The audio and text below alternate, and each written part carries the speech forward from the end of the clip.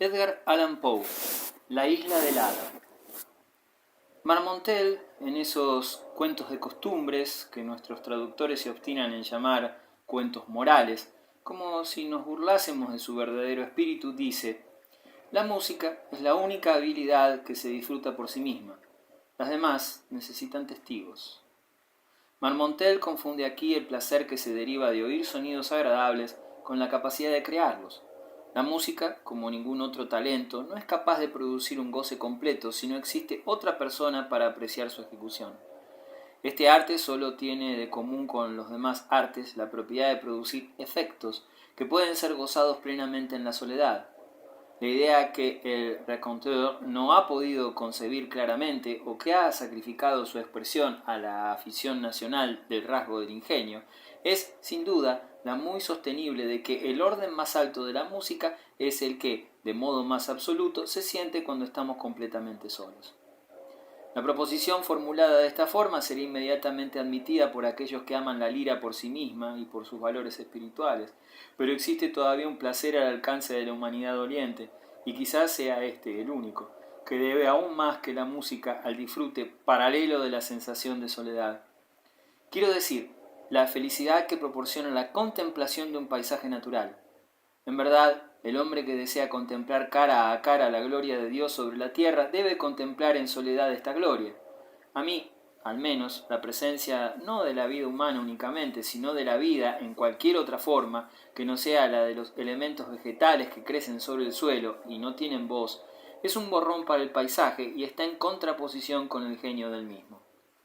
Me gusta en efecto contemplar los oscuros valles y las rocas grises, y las aguas que silenciosamente sonríen, y los bosques que suspiran en intranquilos ensueños, y las orgullosas y vigilantes montañas que nos miran desde lo alto. Me gusta contemplar estas cosas por sí mismas, pero no aisladamente, sino como colosales miembros de un vasto conjunto animado y consciente, como un todo cuya forma, la de la esfera, es la más perfecta y comprensiva de todas las estructuras, cuya ruta transcurre entre otros planetas, cuya dócil servidora es la luna, cuyo soberano inmediato es el sol, cuya vida es la eternidad, cuyo pensamiento es Dios, cuyo placer es el conocimiento, cuyos destinos se pierden en la inmensidad y cuyo conocimiento de nosotros mismos es semejante al que nosotros tenemos de los animáculos que infectan el cerebro. Un conjunto que, en consecuencia, consideramos tan animado y material como estos animáculos deben considerarnos a nosotros. Nuestros telescopios e investigaciones matemáticas aseguran en todos sentidos, y a pesar del confusionismo de la más ignorante clerecía, que el espacio y por consiguiente el volumen constituyen importante consideración a los ojos del Todopoderoso. Las órbitas por las que se mueven los astros son las más adaptadas para la evolución sin choque del mayor número posible de cuerpos. Las formas de estos cuerpos están exactamente dispuestas de manera que una superficie determinada pueda contener la mayor cantidad de materia, y están dispuestas para acomodar una población más densa de la que hubiesen podido acomodar si hubiesen estado dispuestas de otro modo. No existe argumento contra la idea, aunque el espacio sea infinito, de que el volumen tiene valor a los ojos de Dios, porque puede haber una infinita materia para llenarlo. Y puesto que vemos claramente que el dotar a la materia de vitalidad es un principio y, por lo que podemos juzgar, el principal de todas las operaciones de la divinidad, carecería de toda lógica el imaginar a Dios confinado en las regiones de lo minúsculo, donde diariamente se nos revela, y no extenderse a las regiones de lo augusto. Cuando describimos círculos dentro de los círculos sin fin, evolucionando todos alrededor de uno, único y distante, que es la cabeza de Dios, ¿no podemos suponer analógicamente que del mismo modo hay una vida dentro de otra, la menor dentro de la mayor, y todo dentro del Espíritu Divino? En resumen, que erramos fatalmente por un efecto de autoestimación cuando creemos que el hombre, en sus destinos temporales o futuros, es más importante que el universo, que aquel enorme légamo del valle que cultiva y desprecia y al que niega la existencia de un alma por la sola razón y sin que tenga otra más profunda que la de no verla en acción. Estas fantasías y otras del mismo estilo siempre han dado a mis meditaciones entre las montañas y las selvas, por los ríos y el océano, un tinte de lo que la gente corriente no dejaría de considerar fantástico. Mis vagamundeos por tales escenarios naturales han sido muchos, de largo alcance y de ordinario solitarios. Y el interés con que he errado por un valle profundo, contemplado el cielo reflejado en numerosos y brillantes lagos, ha sido un interés grandemente aumentado por el pensamiento de que yo estaba perdido y lo observaba solo. ¿Qué charlatán francés fue el que dijo, refiriéndose al conocido trabajo de Zimmermann: «Ya, verdad, es muy bonita, pero es preciso que haya alguien que pueda decíroslo»? El epigrama no se puede contradecir, pero tal necesidad es una cosa que no existe. Durante uno de mis paseos solitarios en medio de una región muy distante, encerrada entre montañas con tristes ríos y lagos melancólicos que serpenteaban o dormían, me hallé, por casualidad, ante un río en el que había una isla. Corría el frondoso mes de junio y me tumbé sobre el césped, debajo de las ramas de un oloroso y desconocido arbusto, quedándome adormecido mientras contemplaba el paisaje. Sentí que aquella era la única forma en que podía hacerlo, tal era el carácter fantasmagórico que ofrecía. Por todos lados, salvo en el oeste, donde el sol estaba casi a punto de ocultarse, se elevaban las murallas verdes del bosque. El pequeño río, que describía una curva muy cerrada en su curso, y de este modo se ocultaba inmediatamente a mi vista hacia el este, parecía que no podía salir de su prisión, sino para ser absorbido por el follaje de los árboles, mientras que por el otro lado, así me pareció mientras yacía en el suelo con la mirada hacia arriba, caía en el valle silenciosamente y de forma continua una rica cascada dorada y purpúrea lanzada por las fuentes del cielo, allí por donde se pone el sol. A mitad del camino, dentro de la pequeña perspectiva que alcanzaba mi mirada, reposaba en el seno de la corriente una pequeña isla circular, profundamente llena de verdor. Tan fundidas las riberas y las sombras que todo parecía suspendido en el aire. El agua cristalina era tan semejante a un espejo que era casi imposible decir en qué punto de la orilla esmeralda comenzaba su transparente dominio.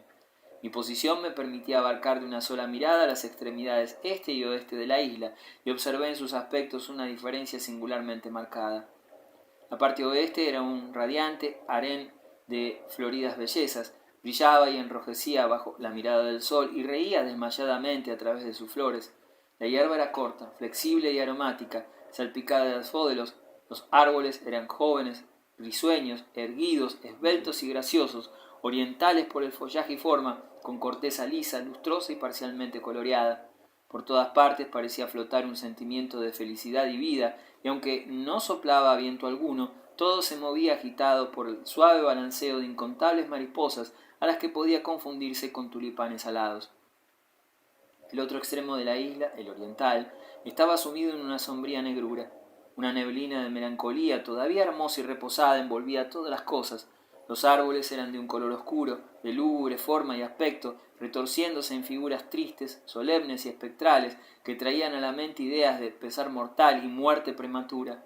La hierba tenía el tinte profundo de los cipreses, y las puntas de sus briznas colgaban lánguidamente, y entre ellos se elevaban aquí y allá muchos toscos montículos, bajos y estrechos, no demasiado largos, que tenían el aspecto de tumbas, aunque desde luego no lo eran, si bien trepaban por todas las partes de su superficie las matas de ruda y de romero.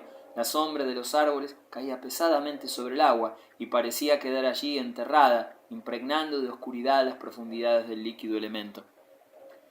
Imaginé que cuando el sol bajara más y más, cada sombra se separaría con gesto huraño del tronco que le daba vida, y así de este modo sería absorbida por la corriente, en tanto que otras sombras nacerían a cada momento de los árboles, ocupando el lugar de sus difuntas predecesoras. Una vez que esta idea tomó cuerpo en mi imaginación, excitó a ésta en grado sumo, y me quedé extraviado en sueños. Si alguna vez hubo una isla encantada, me dije a mí mismo, esta es una de ellas. Este es el lugar de unas cuantas hadas gentiles que sobreviven a la destrucción de su raza. ¿Serán suyas estas tumbas verdes? ¿O, por el contrario, entregan ellas sus dulces existencias del mismo modo que la humanidad deja las suyas? ¿Será acaso su muerte una consunción melancólica? ¿Entregarán a Dios poco a poco su existencia, como los árboles entregan sus sombras una tras otra, agotando su sustancia lentamente hasta la disolución? Lo que el árbol decadente es para el agua que embebe su sombra, ennegreciéndose cada vez más a medida que devora su presa, ¿no será lo que la vida de las hadas puede hacer a la muerte que las consume? Cuando así meditaba con los ojos medio cerrados, mientras el sol se hundía rápidamente hacia su ocaso y la mortecina corriente iba deslizándose alrededor de la isla, arrastrando en su seno grandes, resplandecientes y blancas tiras que se habían desprendido de los sicomoros, tiras que una ardiente imaginación podría convertir, gracias a las múltiples posiciones que adoptaban sobre el agua, en lo que le agradara. Mientras de este modo soñaba, me pareció que la figura de una de esas hadas con quienes yo había soñado salía lentamente del extremo oeste de la isla, internándose en las tinieblas, iba erguida en una singular y frágil canoa, y la movía con un simple remo fantasmal. Mientras estuvo sometida a la influencia de los rayos del sol, su actitud parecía indicar alegría, pero se alteró por la angustia cuando pasó a la zona de las sombras. Lentamente fue deslizándose y al final rodeó la isla y volvió a penetrar en la zona de luz. La vuelta que acaba de dar el hada, continué musitando en mi interior, es la vuelta de un breve año de su vida. Ha flotado a través del invierno y a través del verano. Ella está un año más cerca de la muerte, pues yo he podido ver cómo, cuando se acercaba a la zona tenebrosa, su sombra se desprendía de ella y era absorbida por el agua oscura, haciendo ésta todavía más negra. De nuevo apareció el bote con el hada, pero en la actitud de ésta había más de cuidado y de incertidumbre y menos de extática alegría.